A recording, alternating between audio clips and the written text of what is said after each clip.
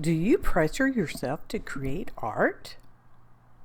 Hey y'all, APG Jamie here with this all too real issue because you need to hear this number 20, where I rattle on about important information that you need to hear, I need to hear, while I entertain you doing what nottage with my hands there, doing some kind of art what nottage, and so on and so forth.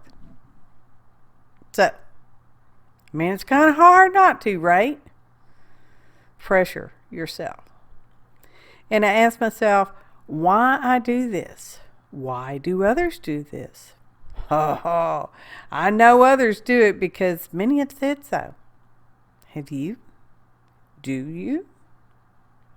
I wonder if it's the I must do something no one else has done syndrome. I'm sure that's one of the things we all want, right? To be the first to do it, discover it, invent it, so people can follow our lead. Then we become popular. Okay, maybe we would. At least until someone bigger does it, then it becomes their idea. Oh, I've seen this happen, so yeah, it does. Then we have all that, well, I did it first. What happened to my first? And that would be a whole nother issue. One I've not had, and really not so sure I want. Okay, well, maybe.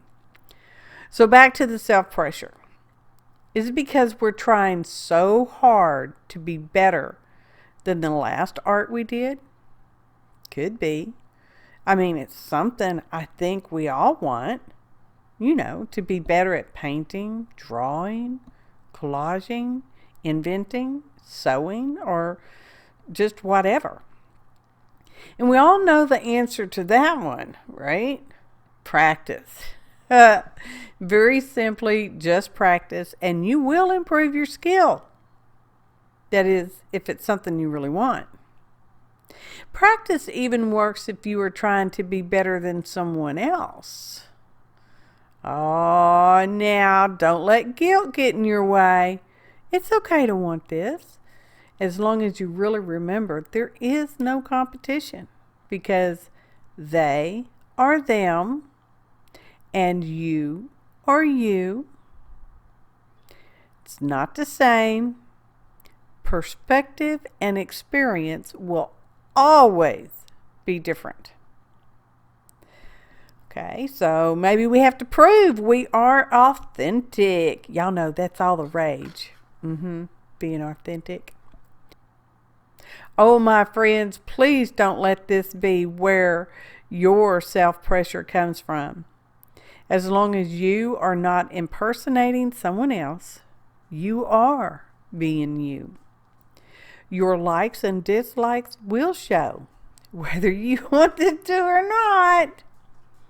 Hey, do you have to make the same number or even more art projects than so-and-so? Well, quit it, unless you're trying to win $1 million bet. So now I inquire, do these fall into the competition category again? Have you tumbled into that? I have to create something zone?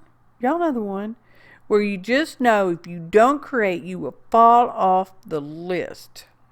Yeah, you're only an artist if you create everyday list. Well, there is no such list. So, okay, maybe there's a list, but the people that keep it are ridiculous arsehole punches. And please don't let them influence you that way.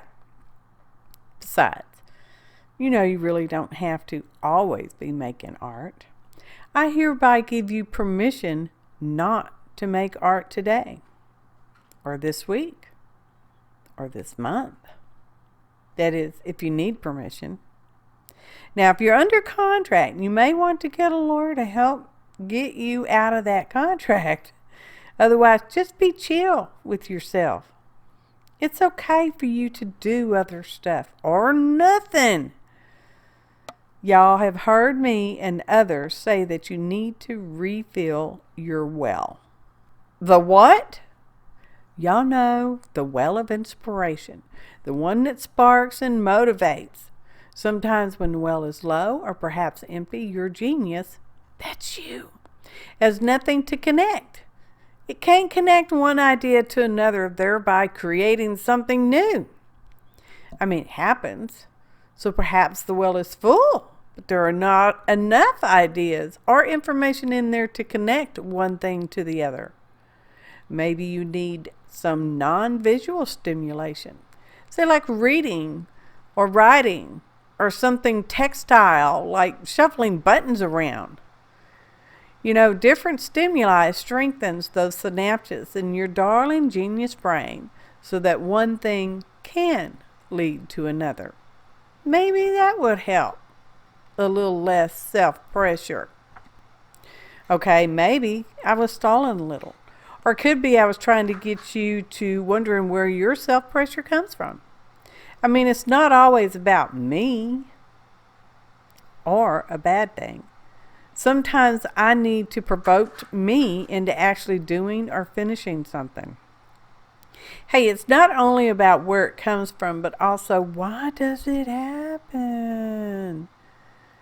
You know, I could self-pressure as a procrastination technique. Do you? Sort of like when I write about these kinds of thoughts. I mean, why do I call them issues? Heck, they're probably not. They're probably just really a way to help my brain function. A way to communicate different thoughts.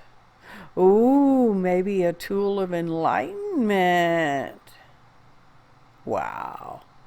That's deep. And not where I want to travel. Not today, anyway. So back to the middle of it. And besides, there's nothing wrong with wanting to be first to do something. There's also nothing wrong with being the 1,000,000th to do something. I don't think there's a law one way or the other. So again, if I said it already, just chill into what makes you happy. Helps you to have a happy arting session. If it makes you happy to paint the same door, then by all means, paint that door. Because art and crafts, or creating whatever it is you create, is meant to bring joy into you, from you, and spread it around all of us. That's the lesson. The moral of this one, y'all.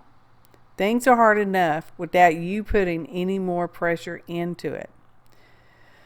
So please just spread that joy stuff around.